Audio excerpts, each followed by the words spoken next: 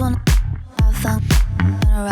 you're like a teenager, you start to go to young women's and young men's. I swear the young men would always do something like river rafting and like kayaking and playing basketball and blah. And then the young women would get together and we would make bracelets or write letters to our future husbands and blah. So you do that. That's like as a youth. Then you go to girls' camp. I don't remember what the boys did. Okay, we went to girls' camp. I went to girls' camp. I was living in New York. I flew out to Utah because my family, a lot of my extended family has been in Utah for my whole life. So we would come out to Utah fairly frequently. I came out to Utah one summer for girls' camp. I met this new group of girls at a ward that I was attending just for that summer, and they invited me to girls' camp. I was stoked. I had had a few sleepovers with some of these girls already in the neighborhood, and I was just like pumped to having been made new friends, and like I'm just getting to go to this experience. And at this point, like I was excited to go to these types of things at church. They were still kind of fun for me. They decided as a prank, because I was new, that they were going to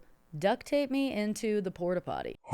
The joke's on them, because they had to share a tent with me that night and I smelled like shit. Yeah.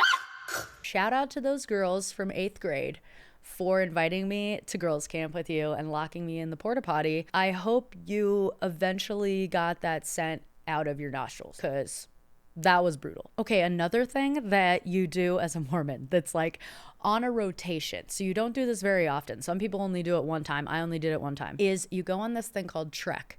Trek is where you dress up like a pioneer and you push wagons and you get assigned to certain family units of like people in your ward. So it'd be like your friend's parents are now your parents, and then some other kid from your ward is like your brother. And you all dress up as pioneers with your wagons and you go on this long like walk. I was going to say a hike, but you're not really going uphill. You go on this long walk in the desert in Utah. It's like miles and miles long, and then like at the very end you camp with everybody. But it's supposed to be symbolic of the pioneers crossing the plains to get to Utah. So I'm there like dressed up like a pioneer, and at this point I was rebelling. Like I was drinking and stuff, and I wasn't really into the church. So at this point I was like, okay, I'm just going on Trek because my entire family is going on Trek and I have to go. So I dress up like a pioneer. I loved my family unit that I was assigned to. They were super funny. And we go on this long journey in the sun with our trail mix, and we're hiking through mud. Everybody's super dirty and sweaty and gross. And somebody in my family unit has to poop. So this is like an open land. There's no trees, there's no shade, there's no place to hide necessarily, but there are certain like hills and stuff. So this person decides to go up on one of these hills and poop, and the wind kicks in right as this is happening, and we just see this turd roll down the hill. I don't think we stopped laughing for like an hour. After that, we just see them run down from the hill. And as they're running down, they don't realize that their turd has also started running down the hill. Luckily not coming in their direction, but the second they came down, like they thought we were laughing at just the fact that they had to go shit in front of everyone, which that was also funny.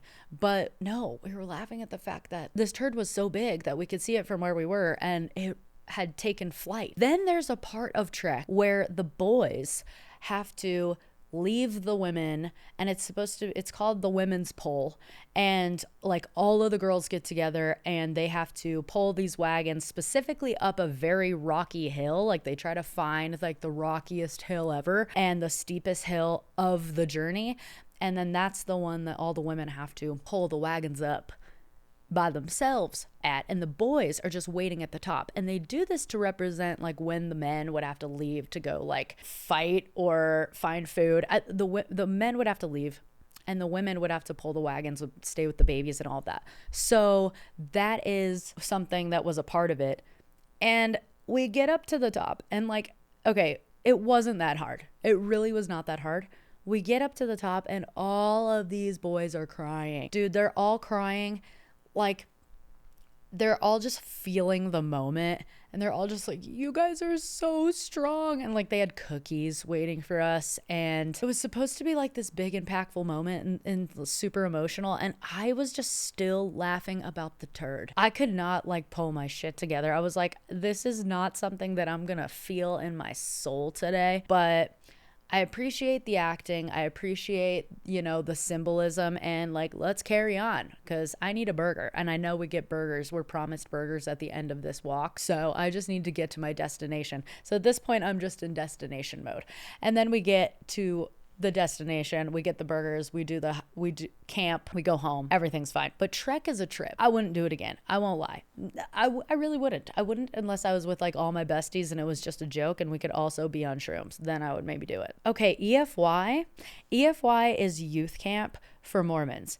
And I think the age is like 14 to 18 or something like that. EFY, I went 3 times.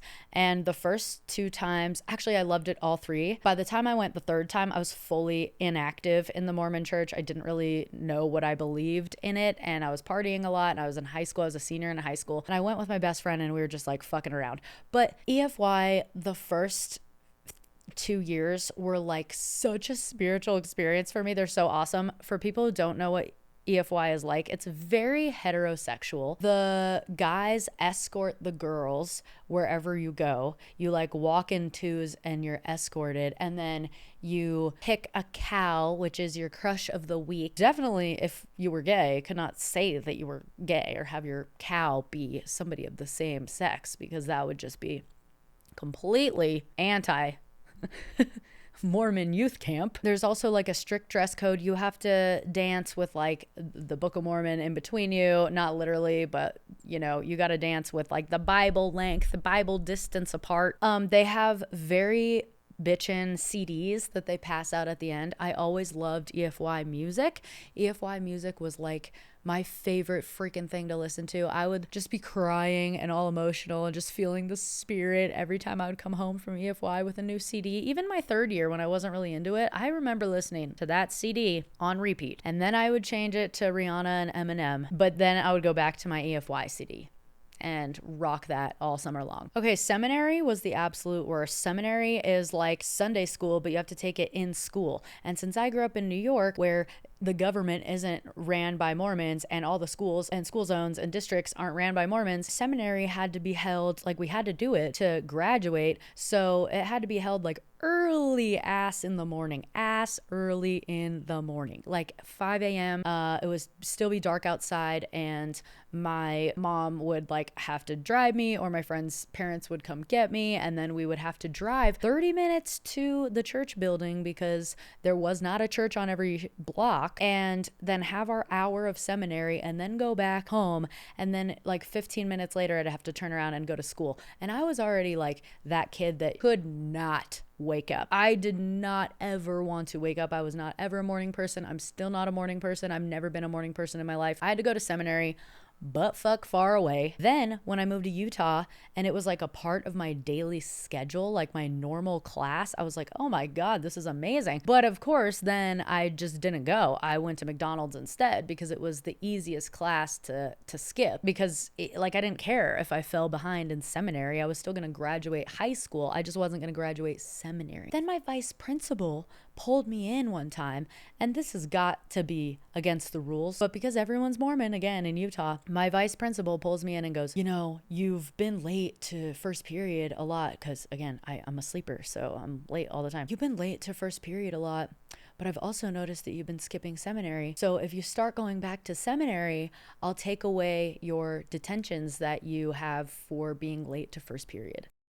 And I was like, done, dude. I will absolutely go back to seminary fucking right now. I'll go to whatever class they're having right now. So he did that for me because, he was Mormon and thinking he was saving my soul. He didn't. He just got me closer to graduating, and I still didn't graduate seminary. So Thank you to my vice principal, whose name I do not remember. Okay, missions is the next thing that happens, the coming of age thing that happens when you're 19 to 21-ish. You can go on a mission. For boys, this is mandatory or, highly pressured. And for girls, it's not mandatory. I do know a lot more girls that have gone recently. My sister went on a mission as well as one of my brothers. So I had 2 siblings go on missions. The rest did not.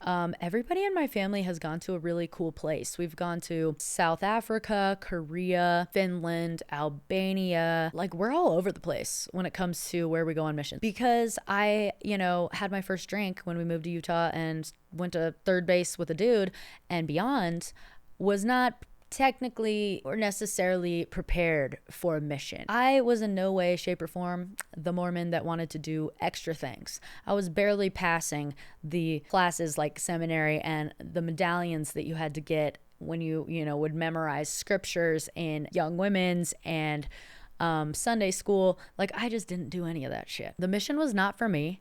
However, your girl got married in the temple. Yes, I did. So technically, I still made it through the highest level of Mormonism and experienced all of those things, because when you go on a mission, that's when you technically go through the temple for the first time and have that whole ritual go down.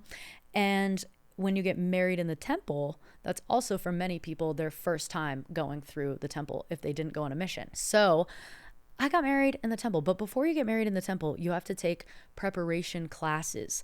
Now, these preparation classes were classes talking about church history and Joseph Smith and how the first temple was built. In no way, shape, or form was this class like, hey fam, you're going to enter a room with a bunch of random women while wearing nothing but a sheet. And these women are going to put oil over your head while giving you a name that you have to remember in order to get into heaven. So don't forget it, and don't say it out loud, except for to your husband, who also gets a name, but he can't tell you his name because you're a woman and you can't know that information.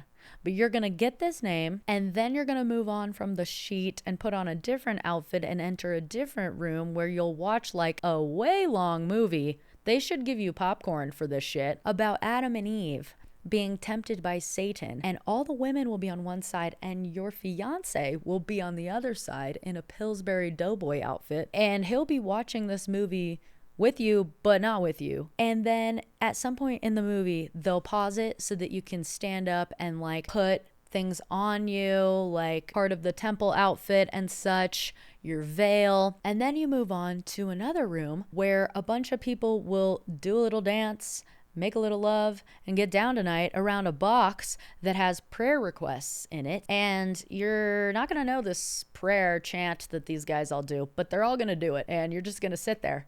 And then you're going to be told to cover your face, but just the women, again, because we're not worthy of anything. So cover your face again. More prayers, more prayers. And then you're going to go up to a curtain that just looks like a big ass curtain.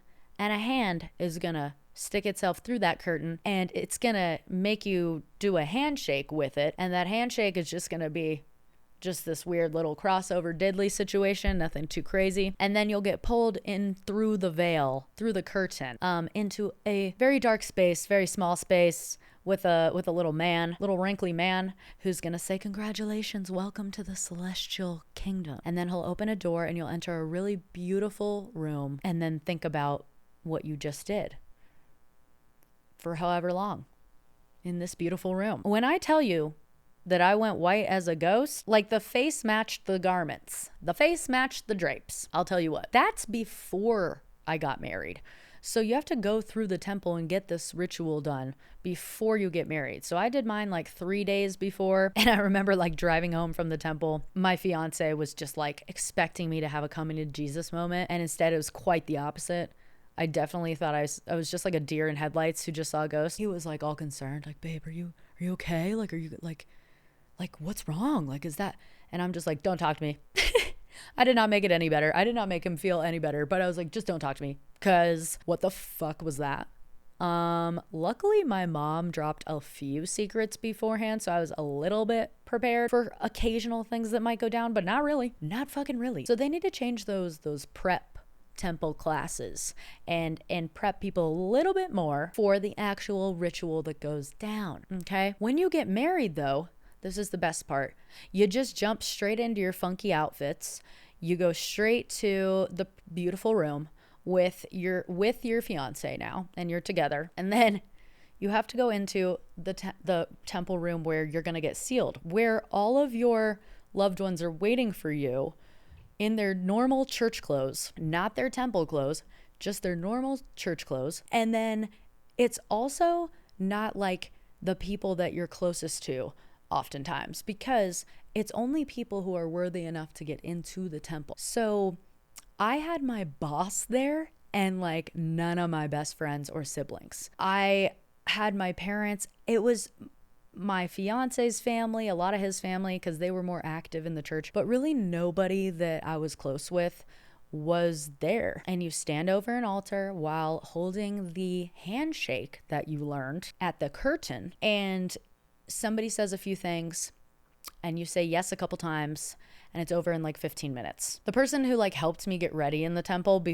right before all of that was my ex-boyfriend's mom, which was so funny. That was just like a random side bit. So the whole day was just a little bit weird. If you are used to Mormon culture, we did not like exit the temple in all of our glory and our outfit. I wanted the moment where you walk down the aisle still. So I wanted to have like a whole ring ceremony where he doesn't see me in my actual dress until I walk down the aisle. So he had only seen me in my temple clothes, my fiance, now my husband. Well, not now, we got divorced, but at the time, my husband. I wanted the anticipation to build. I wanted like it to feel like a regular wedding. I did not want to come out and have that be like the first time that he sees me and everybody's clapping. I wanted the aisle moment and him to cry and blah, blah, blah. So we decided that we were just going to like get married in the morning in the temple and then split, hang out with our friends who were in town.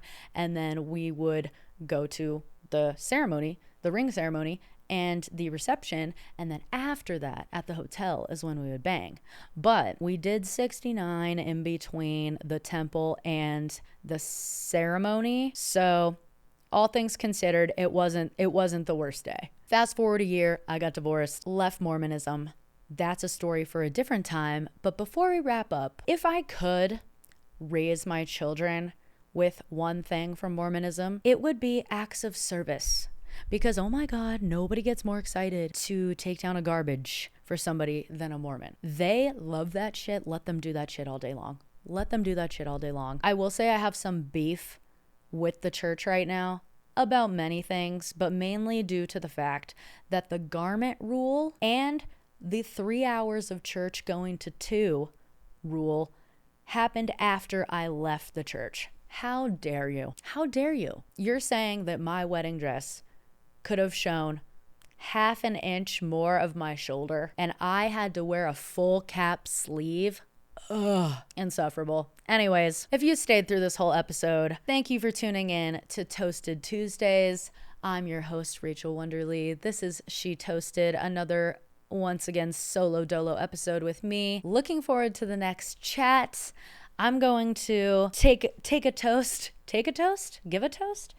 toast to anybody who has left Mormonism, who can now look back and smile and laugh at some of the things, because damn, it's a journey. And I'm sure I know we're going to go through a lot of the things that happen when you leave Mormonism and like the pain points of that. But I just wanted this one to be just like a fun recap of random ass stories. So hopefully that was a little bit entertaining for your Tuesday. Once again, if you do want to write into the show, please do email rachel@shetoasted.com.